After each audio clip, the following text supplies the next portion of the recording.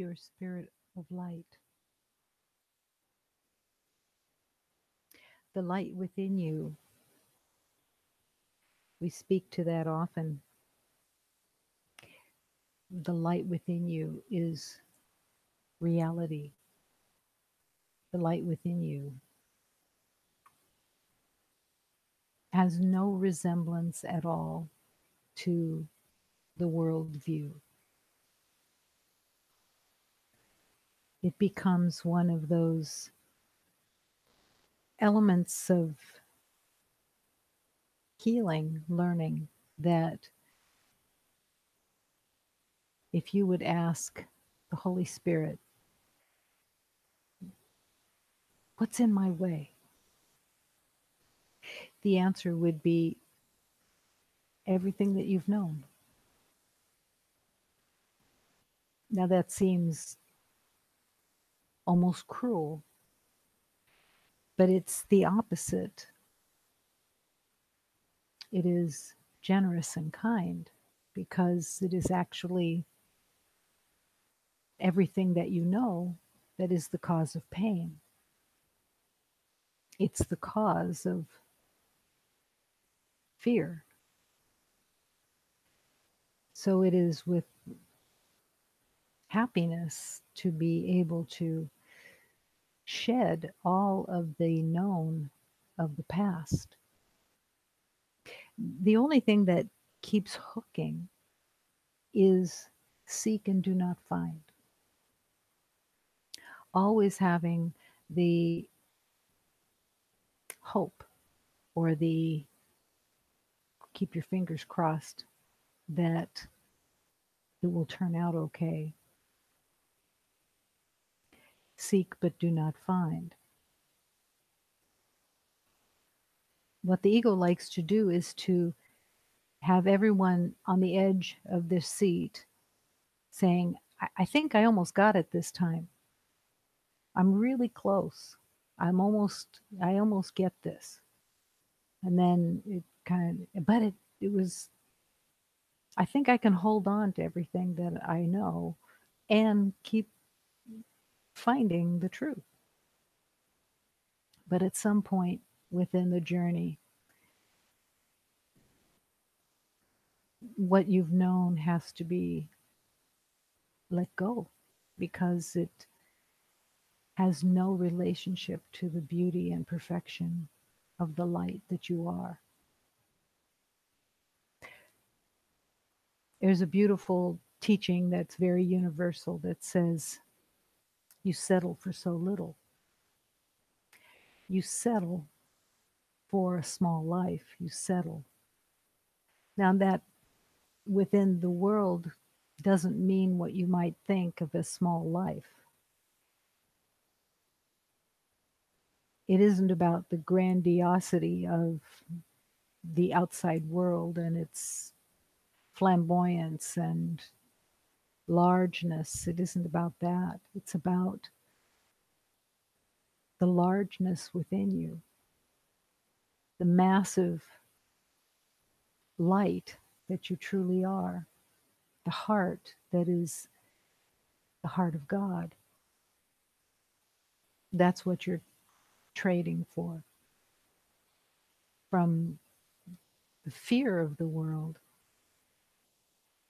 And what the ego tries to convince is that if you just had a better situation, then you would feel better. But it's always that seeking, but it's not realizing that the seeking is within. To find the light, the truth of who you truly are, to embrace that light, live as that light, and share that light, the beauty of the light. See it everywhere. See it in every beloved. See it glowing everywhere.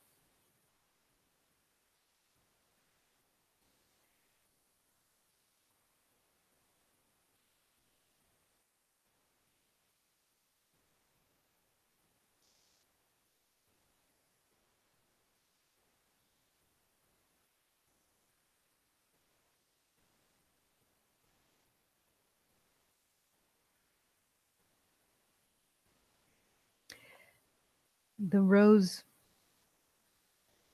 that we see in the gardens of love,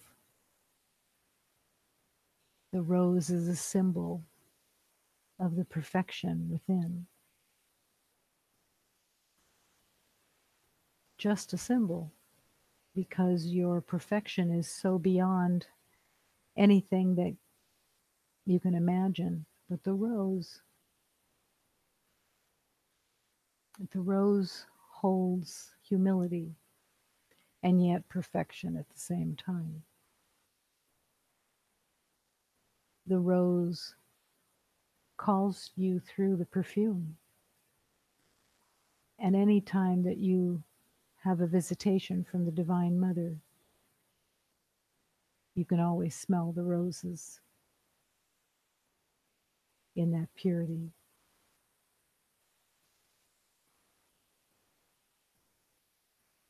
The power of the rose is the power of the heart, is the power of our love that comes from our mother.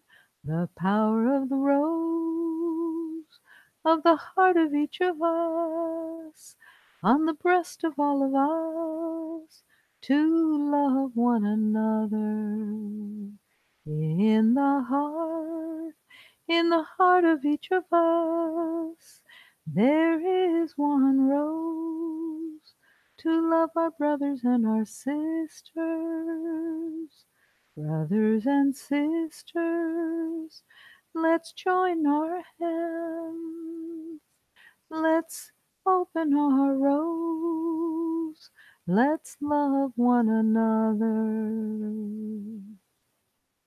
The blissful love that springs from the heart is opening our rose to love one another.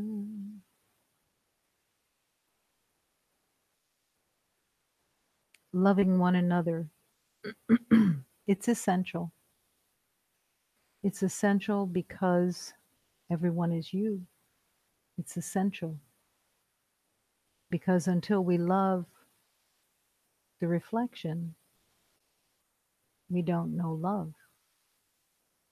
To go beyond the idiosyncrasies of everyone's personalities and the habits,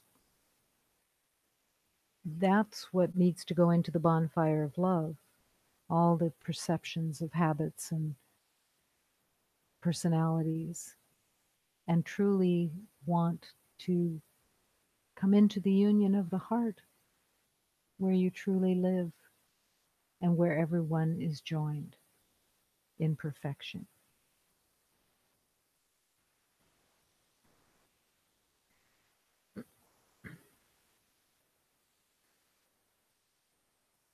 So as everyone is walking down the road of love, Rumi writes, "Do you think I know what I'm doing? That for a moment, or even a half a moment, I know what verses will come from my mouth. I am no more than a pen in a writer's hand, no more than a ball smacked around by a polo stick.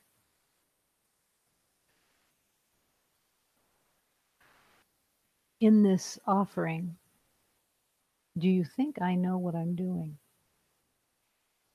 It's such an essential element because it who is the me that would know what I'm doing?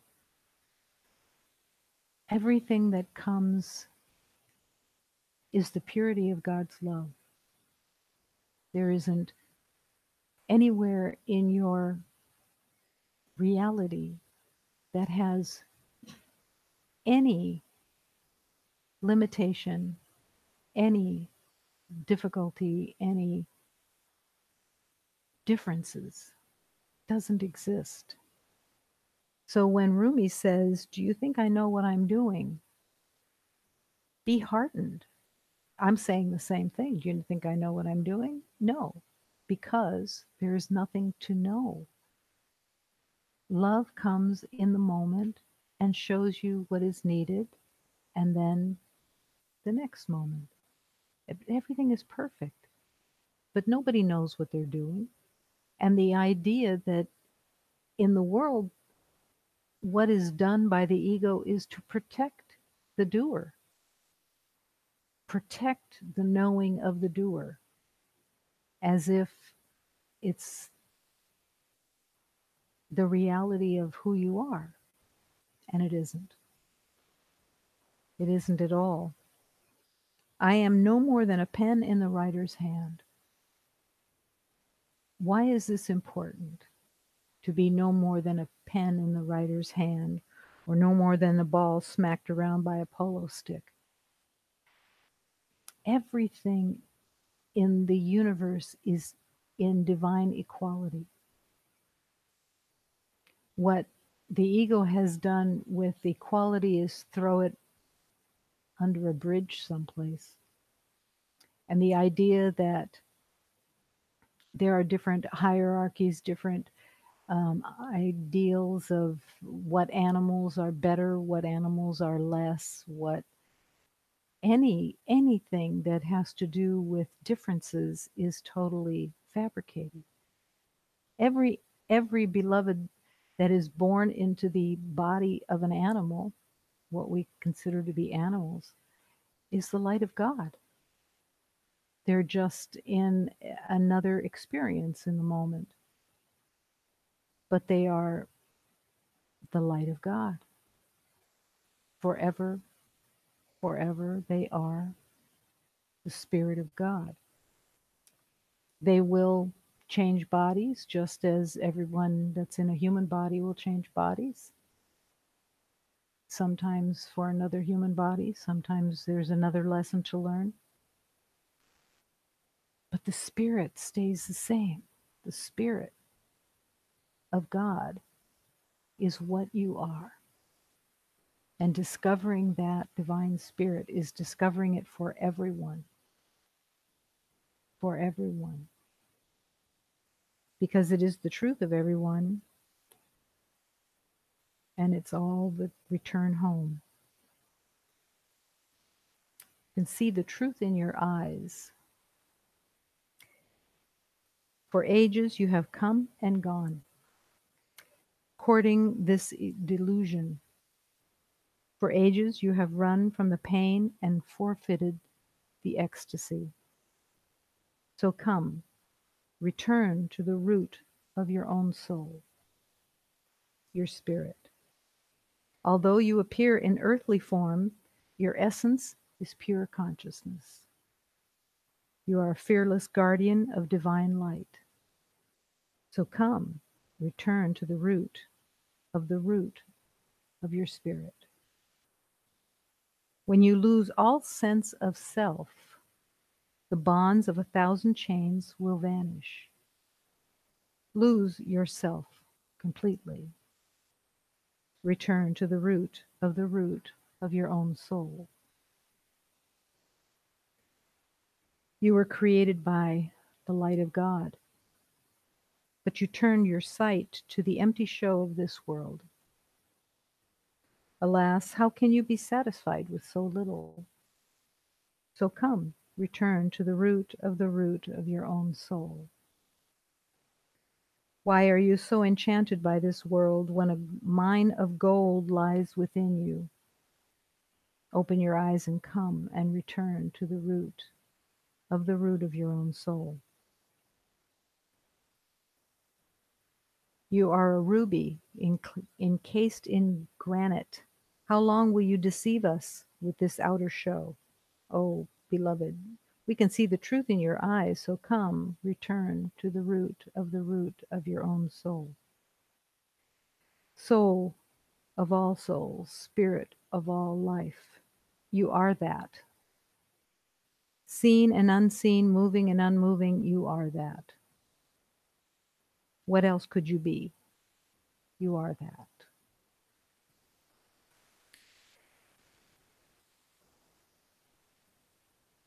When you're in the journey of remembering,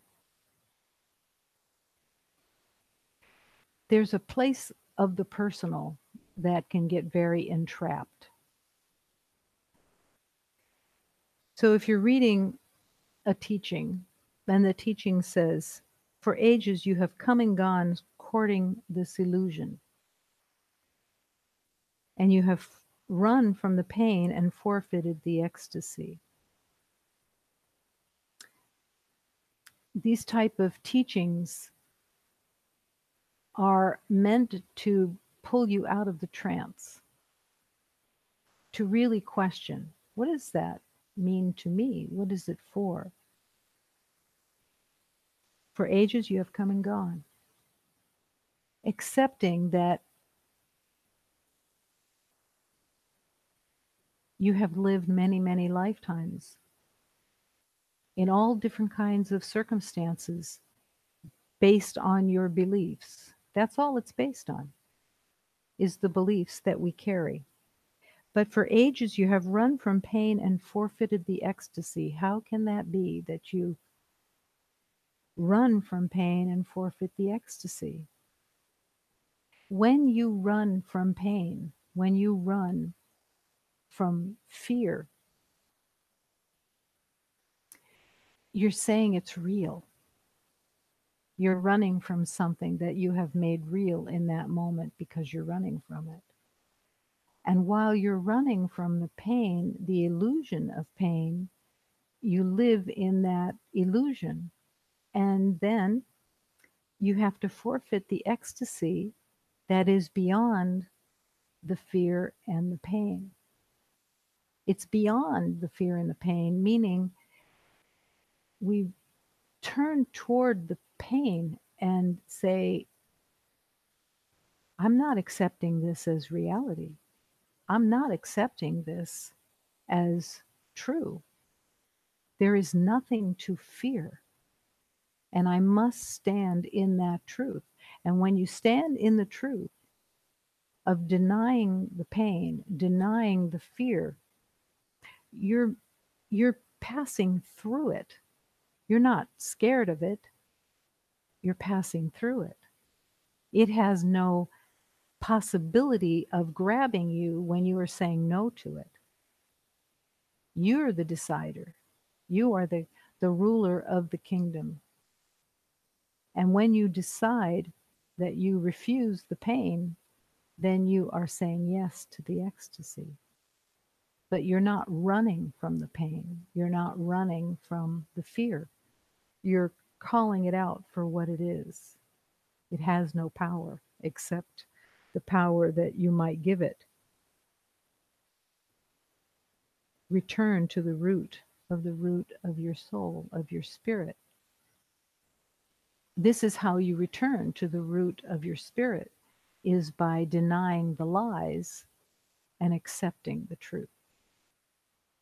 But to deny the lies is to give it no value. You can laugh at it. You can call it whatever you want to. You can call it Fred. You can call it whatever. But it has no power except the power you're giving to it. So love is always calling you to come past, go through it, and come out the other side in the ecstasy of love. When you lose all sense of self, the bonds of 1,000 chains will vanish. Lose yourself completely. This is the journey. And when the beloved, who is the poet, is able to put it into words that get your attention, that take your awareness, and there is an incredible, I don't even know what the word is in the world, maybe gravitas. But when an awake poet or an awake beloved who can write, when the words come through their writings, it is to say to you, every single beloved who lives as the light of God went through that fear to the other side, to the ecstasy. And this beloved who is speaking in these words, it's saying to you, you're not alone. You're not alone. There are beloveds everywhere in the universe and in the world that know the truth. You join with every beloved. We never walk alone. We are always walking with all the beloveds who have remembered. All the beloveds who have remembered are holding love for everyone who hasn't. It's the only purpose. The beloved who wrote this poem was not writing this poem for recognition. He wasn't writing it for to be acknowledged. He wasn't writing it so that everybody would know how smart he was or how deeply committed he was. He wrote it because he can't not, because he is holding, he is the pen that the hand is holding, and he's writing it for every beloved who has not yet awakened, because the call is there for that love. There is no master that writes for the self-gratification. There is no master who is able to speak, who speaks for self-gratification. And that is the calling, is to step out of the perception of self-gratification, the feeding of the body identity, because you believe that you're separate.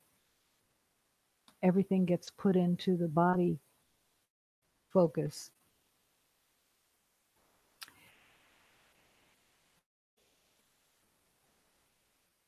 Imagine not having to dance with self-gratification, that you're free, that you have nothing to prove, you have nothing to get, nothing to convince anyone. And imagine if everyone had no judgment about anyone or anything, because there's nothing to have judgment about. Judgment was made as a protection, as an idea of protection. Opinions, assessments, personal thoughts, but they all come back to judgment. And the judgment was totally made in the belief that you needed to defend yourself, that you need to protect yourself, that the world is dangerous and that you are at the mercy of that world. And that's why turning to God and the true world, the world of love, is the salvation, because then you start to realize there is absolutely nothing to fear, because fear is a fabrication of the mind. You are not in danger. You are loved. You are not on the edge of anything. You are the love of God, and you are loved. And there is an entire universe of love that wants to lead you, wants to guide you every moment. Nothing ever to be without. What else could you be? You are that. What Rumi is saying, what I'm saying, what Hafiz is saying, what Jesus is saying, what the Divine Mother is saying, you are that. You are in divine equality with all love. There is no one that is more than you or less. There is no such thing as more and less. There is complete equality in love. No one is proving anything. No one is there to win. No one is there to be the head honcho. Everything is done out of love. And everything and every beloved that is awakened serves complete can't serve any there's no possibility of not serving. It's not possible because that's all it is. That's all love is extending love. And the relinquishment of all beliefs of enemies. Before you can relinquish enemies, you have to recognize when you've made enemies. The world counts on the possibility that there can be a little anger, like the possibility that there could be a little love. Neither one of those is possible. Love is everything. And if you are in anything other than love and peace, then you have to look at, have you given yourself a pass that a little anger or a little sadness or a little upset or a little irritation is okay? It's not about condemnation, but it is about honesty with yourself, that a little upset is the same thing as the totality of upset. It's the lack of love. When you are in upset, disturbance, irritation, doesn't matter what it is, it's a lack of love. And as a lack of love, it doesn't really exist, but it's holding you hostage.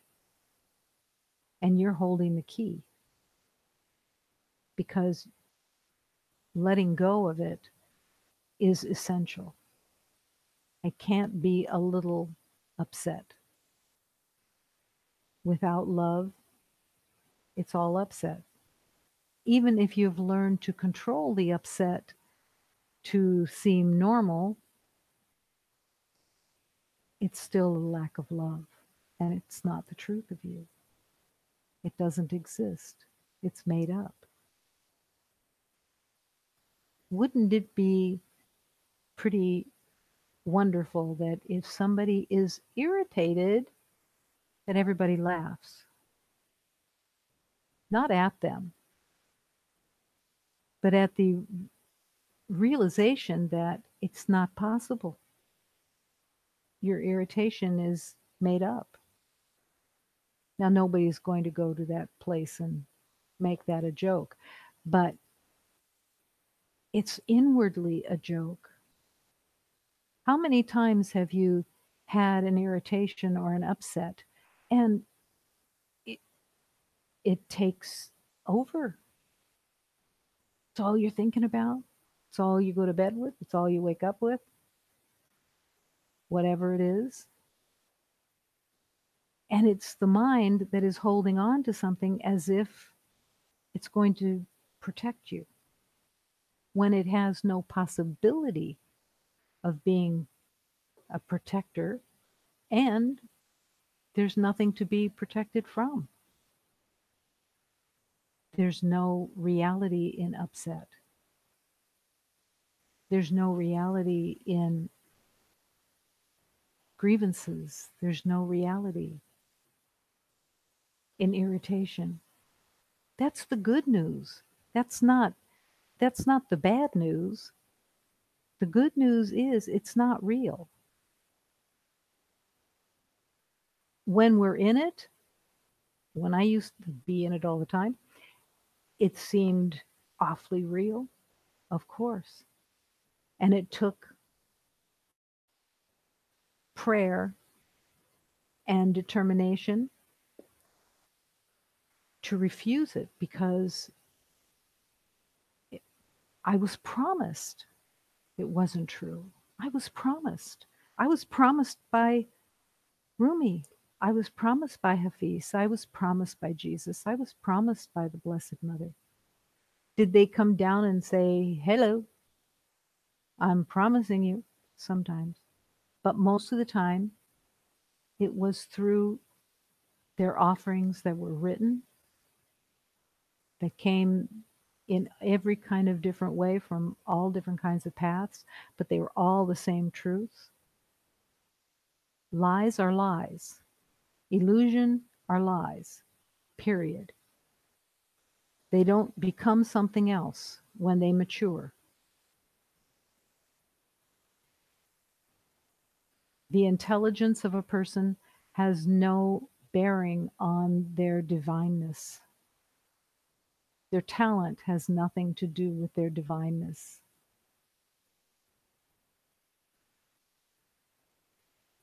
The light that is in each beloved has nothing to do with the outside body identity. So it doesn't mean that Miss America is awake. They don't coincide. The physical person, the physical identity has no connection to the divine spirit within. Everything on the outside of the body comes from beliefs. Cumulative beliefs from every beloved, because there has to be, in the world of outside living, it looks like it has to be differences. Because how would you know what was good or bad, or better or worse, if you don't have differences? And yet, the outside is only the representation of a thought system. It's not who you are. It's not who anybody is. And it doesn't help to focus any attention on the way the body looks. Whether it's heritage, whether it's culture, whether it's good eating, bad eating, whatever the circumstances are of how you perceive yourself, go beyond it. Go beyond it, because it's like looking at a garage and waiting for you're going to drive the garage instead of knowing that there's a car within it. Your spirit is within this garage. Your spirit is perfect. Your spirit is the Lamborghini. Your spirit cannot die. Your spirit has been God's light forever. And the rest falls away. What else could you be? You are that. Return to the root of your spirit. It's the only purpose. Does it match the world's purpose? No. That's one of the reasons that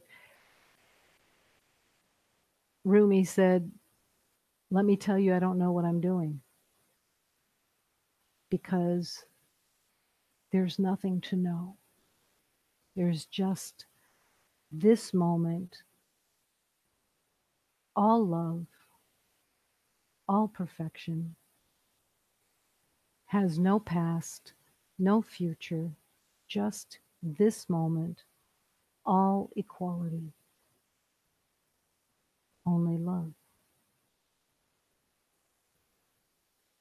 And it never will change. There will never be anything that makes the ego become real. You could be the finest concert pianist. You're not going to make illusion real. You could be a scientist working in a lab for 50 years. You're never going to make illusion real. Nothing is going to make illusion real. But your spirit, your divine, perfect spirit, is alive forever, never to be dead, never to be gone, never to be changed, perfect and forever. That's it. Everything else made up. Thank God. When you settle for so little, turn to God and remember that you are everything that God is. You are everything. And you have truly no needs. That may be one of the toughest lessons. I have no needs. I have no needs. What can be missing? Everything is here. The rest is just maraschino cherries filled with red dye. No nutrition. But the nourishment of your spirit is calling for you to make that connection constantly. Constantly. You were born from the rays of God's majesty when the stars were in their perfect place. How long will you suffer from the blows of a non-existent hand? So come, return to the root of your own soul, of your spirit. How long will you suffer from the blows of a non-existent hand? That's so beautifully telling. The non-existent hand is your thoughts. The blows of a non-existent hand. If you have an opinion about yourself, if you have a judgment about yourself, it's the blow from a non-existent hand. Be kind and trust in the divine spirit that you are. There's nothing ever to criticize. There's nothing ever to condemn, but there is from everything learning. They're not the same thing. You don't have to go from one to the other. You don't go from learning to condemnation. Learning says, I was mistaken. I didn't realize what I'm being taught now, and I'm willing to take in that teaching. I was mistaken, but I'm not condemned. There is no condemnation. And you don't have to keep taking blows from a non-existent hand. Just realize that it's coming from the mind and change your mind. Put the brakes on and change your mind. Begin again with love. Only love.